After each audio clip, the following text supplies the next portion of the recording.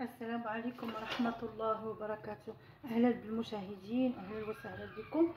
اليوم حبيت نشارك معكم طاجين مغربي بطريقتي، طاجين بالخضار. نحب نشاركه معكم، نتمنى أن تعجبكم الطريقة. بسم الله. عندنا هنا اللحمة درتها مع البصل. درت هنايا اللحمة، المهم على حسب عدد الاشخاص اللي عندكم في المنزل. هنايا غنضيف شويه قزبره معدنوس، شويه ثوم، بصله وحده مقطعه. عندي بالنسبه للتوابل عندي كركم،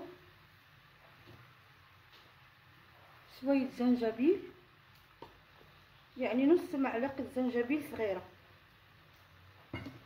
عندي شويه فلفل او بزار فلفل اسود، نص معلقه صغيره. شويه معلقه فابريكا معلقه صغيره.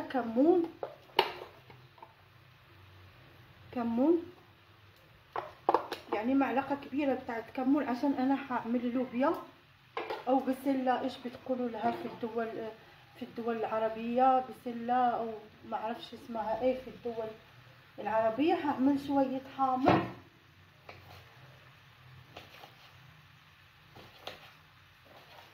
انا بتكلم شويه مصري عشان او خليجي عشان تفهموني. انا لو كلمت مغربي ما حتفهمونيش.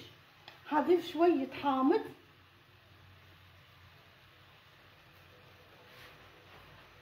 وحضيف زيت، يعني زيت مو كتير عشان لحم الخروف بيكون يعني فيه دهن كتير. حضيف شويه زيت،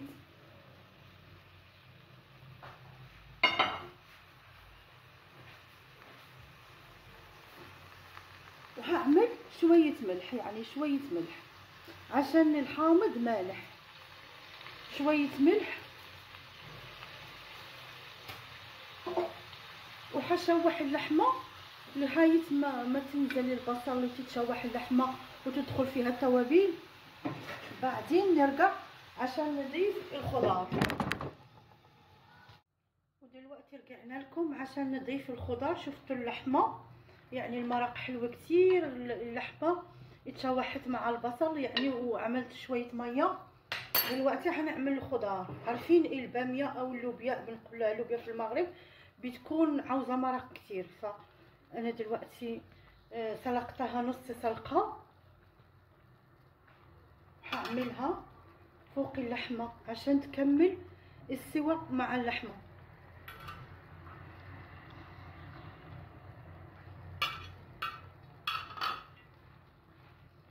طبق اكتر من رائع، وهي بتشرب المرقه.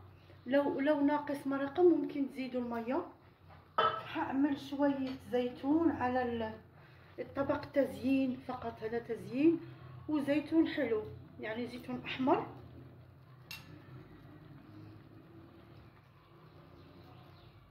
هنايا غنضيفو الزيتون، وغنضيف حامض شويه.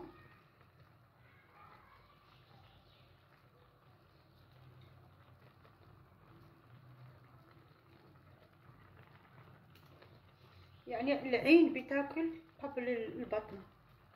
هذا طاجين للعيله، يعني طاجين كبير للضيوف او لاحبابكم يعني.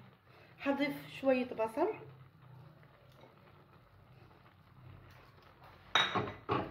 وحضيف شويه فلفل احمر فقط للتزيين.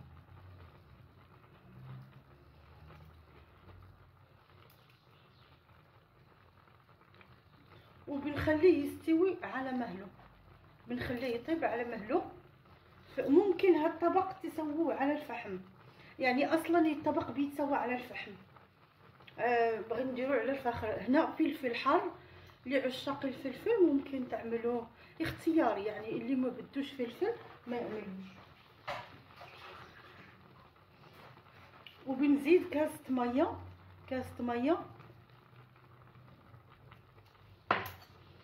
وبنشيل المرقه اللي في الجانب، وبنحطها على الخضر. بنشيل هكا بنحطها على الخضر. يا جماعه حنا بنتكلم مصري عشان تفهمونا، بنتكلم باللغه دي عشان تفهموهم. انا لو تكلمت مغربي ما حتفهموني. خلاص حنخليه، حنعمل في الجانب عشان ما يطلع مرقه، نخلي الغاز على القد، يعني نخلي الغاز قليل عشان ما ينفجر الطاجين، ولا نحط الطاجين في الفحمه، هذا يستوي على الفحمه.